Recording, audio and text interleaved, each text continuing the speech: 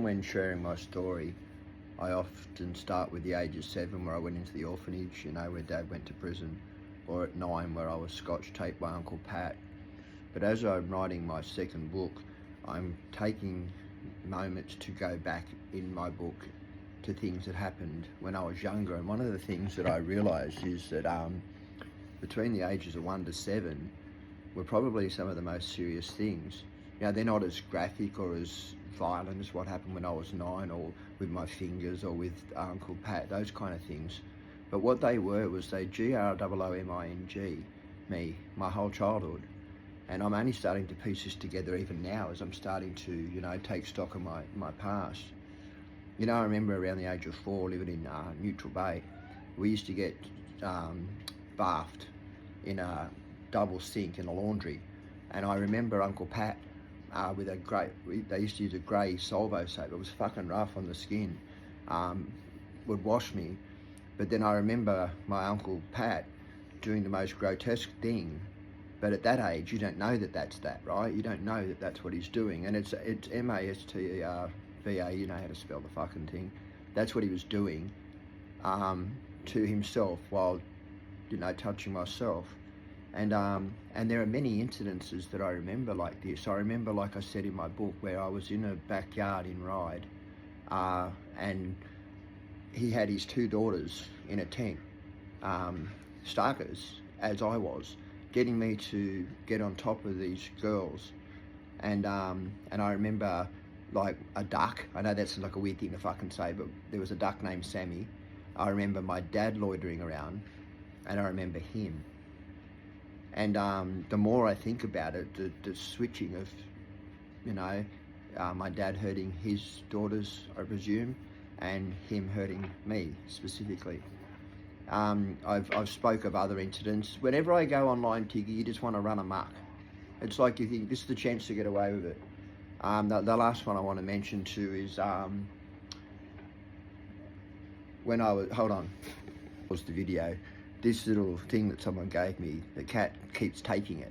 Every time I put it anywhere, I don't know why, but my cat is attracted to this gift that I was given. Even though it's in a box, it finds its way to open it. My cat is clever, I'm telling you. Anyway, back to the story at hand. As I was writing through my book today, I remembered the incident of being in a van, the front seat. Uncle Pat's on the right-hand side. He's reading a book called RIBALD, it was called, and him doing what I said earlier on, the same thing, sitting with a book in front of him in the driver's seat. I'm in the front.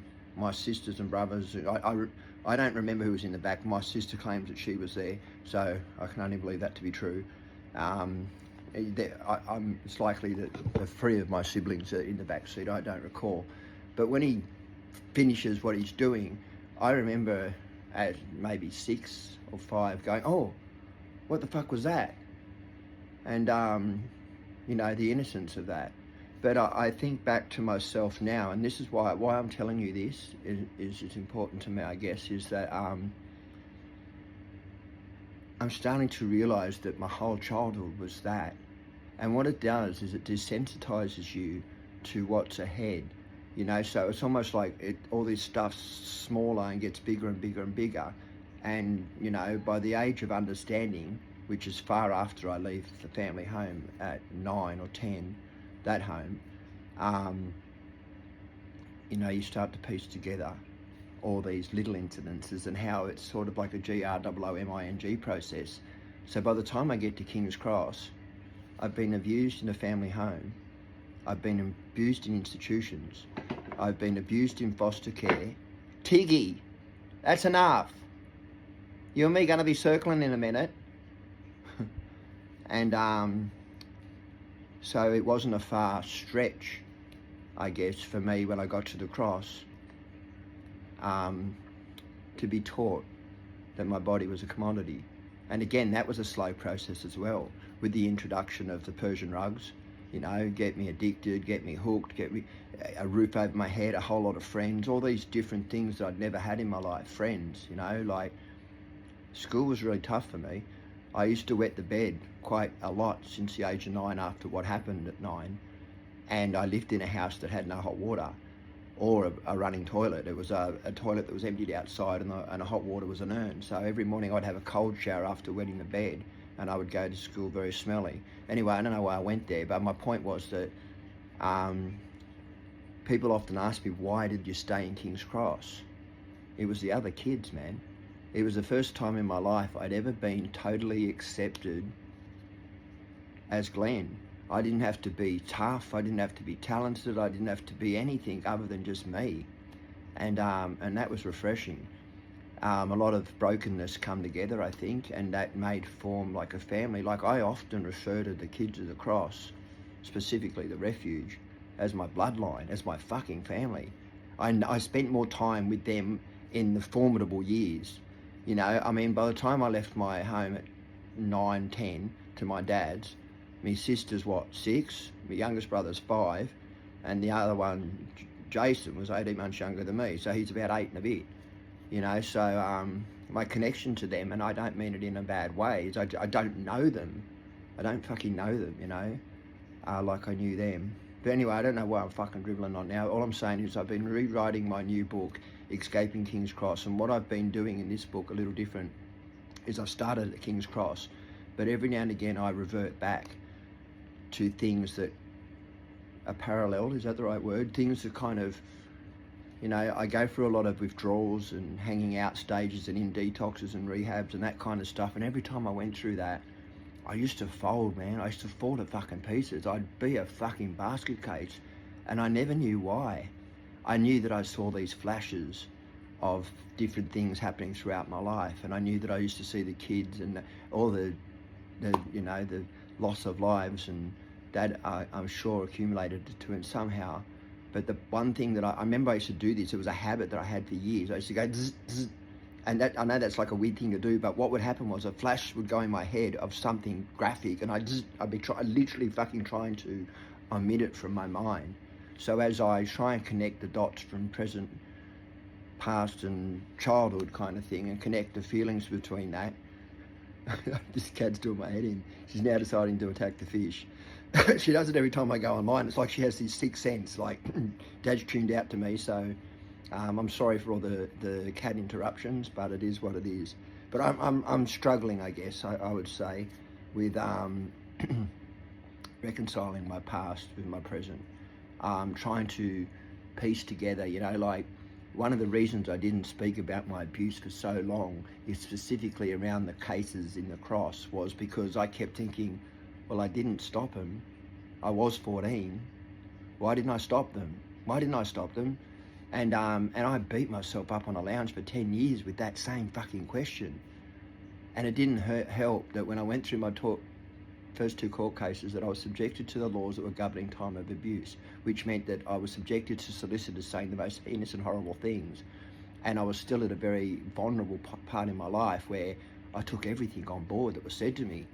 You know, you walk past me on the street and said something horrible to me, I'd collected, taken on board, victim mode, you know, and it is what it is, right? I can't fucking do that. All I can do is do better now, right? And but I think, like, people often say, go forward, don't go back. I have to disagree a little. I think sometimes in order to go forward, we need to take a peek at the back, to try and to comprehend where we're at in our present. Anyway, sorry for dribbling, but I really want to understand. I don't think I'll ever understand those who abuse or those who allowed it to happen. You know, I'm more fucking angry with those who knew. And there are so many of those in my life who knew. The system fucking knew. You only got to pick up my docs file, and just any person read my docs file, and you would end it, when you finish reading it, you would literally say, bang, what the actual fuck? Like, even, I mean, fuck. When I read it, I break into tears, and it's my own story, I already know it. As I read over it, and I think, my mother admits to giving me Jack and Jills to keep me sedated. The same time that I admit to telling them about my being abused by Uncle Pat. My file has repeated, Glenn was removed, has a black eye. Glenn was removed, problem with his spine. Glenn was removed, fell out of bed. There is a fucking list of them. Like there's so many of the physical stuff, not to mention the sexual innuendo that's continually flows through my file as well, talking about, I mean, the probabilities. It's all about probabilities. Oh, we believe this has happened and we believe that happened. I'm fucking telling you it's fucking happened, and they're not fucking hearing you. A child was just not listened to or believed. And the louder I spoke, the quieter I got. Does that make sense? Because the louder I spoke, the less I got heard, and the less I got heard, the more disillusioned with everybody I became.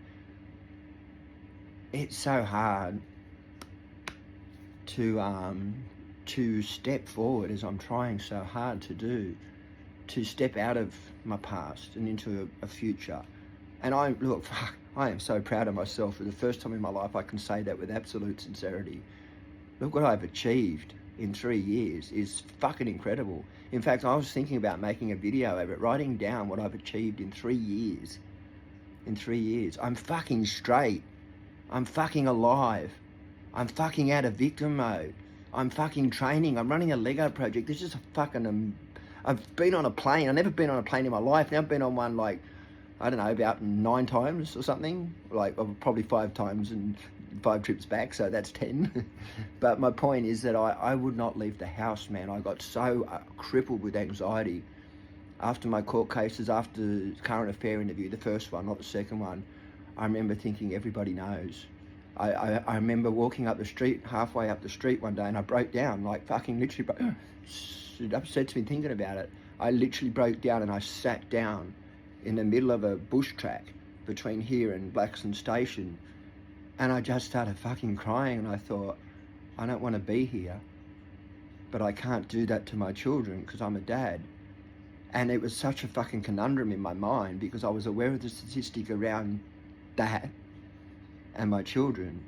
And I went and I'd been a fuck up. I needed to fix up my fuck up and show them that they were absolutely, without condition, loved by this man. And not only that, but not to talk, do, get clean, show them, be a better version of be who I always was, but was never able to fucking rise to it because the defeatism was in me so fucking deep. Fuck, I feel like I'm talking a marathon now, so I definitely posted this on Instagram. It says after 3 minutes it will not be shared. I'll put this on YouTube, guys, so I'll put out a little video saying, hey, I've just done a video on YouTube, I think you should check it out. Anyway, guys, I'll shut up, but I'm really struggling as I write this book to understand. I feel like all that anger that I've been letting go of my dad, my mum, and all these fucking people is slowly fucking... I'm like, fuck, I just don't understand. And you know what? Something someone said to me who I respect is, some things you just might never not understand. Sometimes you might not ever hear what you need to hear, and that's okay. That's okay, hey? Anyway, if you're a survivor out there, I want you to know, like, it's a fight to get your shit back together, but it's fucking possible. I hope if I do nothing more on the internet than what I do, it's that I inspire people to show them that there is a way out, but it's hard fucking work. It is, it's hard work. I can't stop the nighttime dreams or the nightmares, but I can in the daytime keep myself active and positive and be selfless. And I feel like that's who I stand for now is, it's not about me anymore. It's about what my story can do for other people who I meet on the street. And it's hard. I don't think people understand how much I actually do because you only see a very snippet of it. I went onto Facebook and answered all my messages, right? Then I went to spam and there was like fucking so many, I just ignored it. Then I went to Instagram and answered all my messages. I went to TikTok.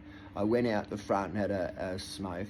Yeah, I'm struggling there too, but I'm trying. I have got the patches again. I'm starting again. I came back in and I swear there was 20 Facebook messages. It was like they all returned. And I guess some of them were answers to my responses. I fucking need a PA just for that shit, eh? And I want to respond to you all, and everyone feels like they're the only person talking to you. And so when you start talking to them, like I got one person that just messages me 50 times a day, and I'm like, I just like it, and I'm like, come on, man, do you realise like there's 50 other people messaging me? Anyway, I've just scribbled on now. I just want you to know that it's a fight, and we're in this together. We can do this together.